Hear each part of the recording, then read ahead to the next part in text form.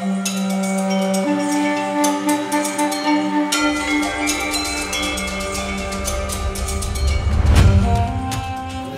থেকে বাসে করে কামাখ্যা মন্দিরের কাছে এলাম।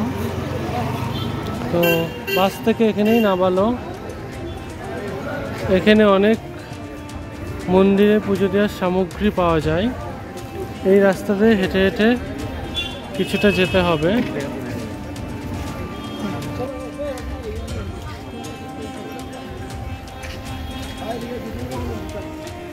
কামাখ্যা মন্দির ভারতের আসাম রাজ্যের গৌহাটি শহরের পশ্চিমাংশে নীলাচল পাহাড়ে অবস্থিত একটি হিন্দু মন্দির। এটি ৫১টি সতীপীঠের মধ্যে অন্যতম সতীপীঠ। এখানে মাতা সতীর গর্ভ এবং যোনি পড়েছিল। এরপর থেকে এই কামাখ্যা দেবীকে উর্বরতার দেবী বা রক্তক্ষরা দেবীও বলা হয়।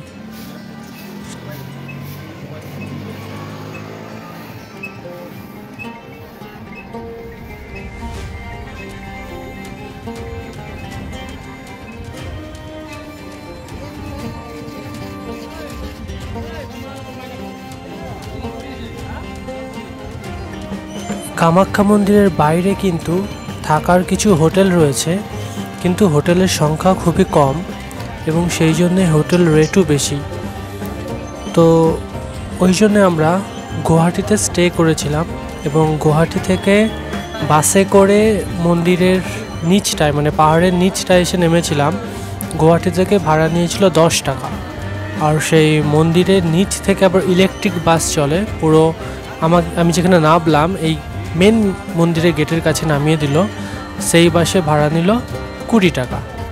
তো এইভাবে আসা যেতে পারে, কারণ গুয়াহাটিতে রুম রেন্টটা অনেকটা কম এই কামাখ্যা মন্দিরের এখানকার তুলনায়। আর পুজো দেওয়ার পরে এই মন্দিরের বাইরে কিন্তু অনেক নিরামিষ হোটেল আছে, তো সেখান থেকে খাওয়া দাওয়া করা যেতে পারে।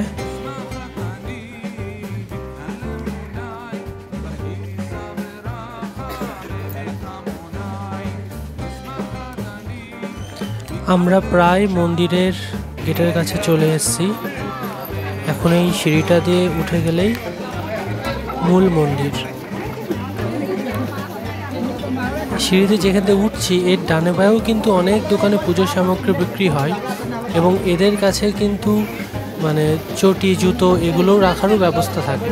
তাছাড়া টাকা দিয়ে বা ফ্রিতে জুতো রাখার তো বাইরে ব্যবস্থা ছিলই, কিন্তু সেটা একটু দূরে নিচের দিকে, তো ততটা খালি পায়ে আসতে হতো। ওই জন্য আমরা এই বাদিকে একটি দোকান থেকে পুজোর সামগ্রী কিনেছিলাম এবং এখানেই আমাদের জুতো চটি সব রেখে দিয়েছিলাম। এবং মন্দিরে ঢোকার আগে অবশ্যই একটা ফাঁকা জলের বোতল কিন্তু নিয়ে যাওয়া উচিত, ছোট মানে 500 ml হলেই হবে।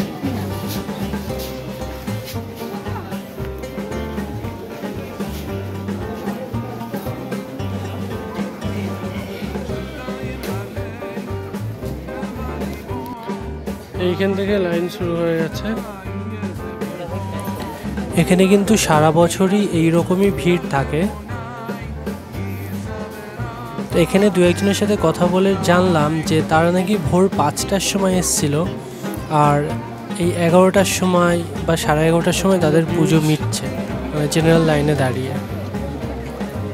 তা বুঝতেই পারছেন মোটামুটি 5 থেকে 6 ঘন্টা মিনিমাম কোনো অকেশন ছাড়া কিন্তু এখানে লাইনে দাঁড়াতে হবে, তবেই পুজো দেওয়া সম্ভব। জেনারেল লাইনে দেখলাম প্রচুর ভিড়। ওখানে পুজো দিতে গেলে 6 থেকে 7 ঘন্টা সময় লাগবে। এই যে আমার পেছনে এগুলো হচ্ছে জেনারেল লাইন। আর একটা লাইন হয় যেটা 500 টাকার বিনিময়ে, ওটা 12টার সময় থেকে দুপুর 12টা থেকে টিকিট দেওয়া হয়।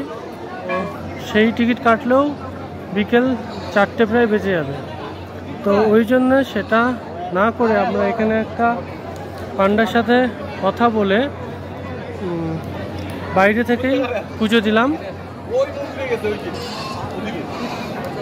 উনি ভালোভাবেই সব কিছু পুজো করিয়ে দিলেন, কিন্তু মেন যে গর্ভগৃহ সেখানে আমরা যেতে পারিনি, কারণ সেখানে যেতে হলে লাইনে দাঁড়াতে হবে এবং প্রচুর সময় লাগবে। আর সেই সময়টা আজকে আমাদের কাছে নেই, সেই জন্য সেটা সম্ভব হলো না।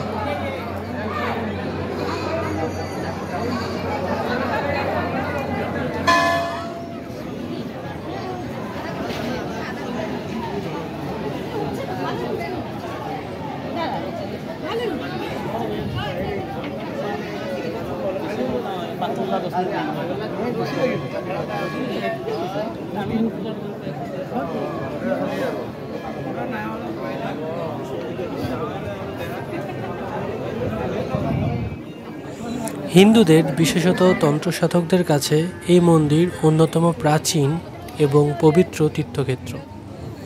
তন্ত্রসাধনার কেন্দ্র হওয়ায় বার্ষিক অম্বুবাচী মেলা অনুষ্ঠানে এখানে প্রচুর মানুষ আসেন।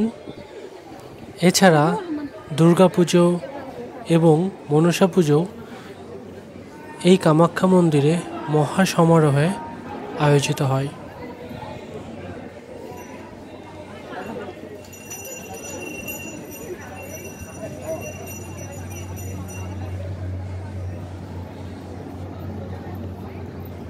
এবার বলি যে কেন একটা ফাঁকা জলের বোতল আনতে বলেছিলাম।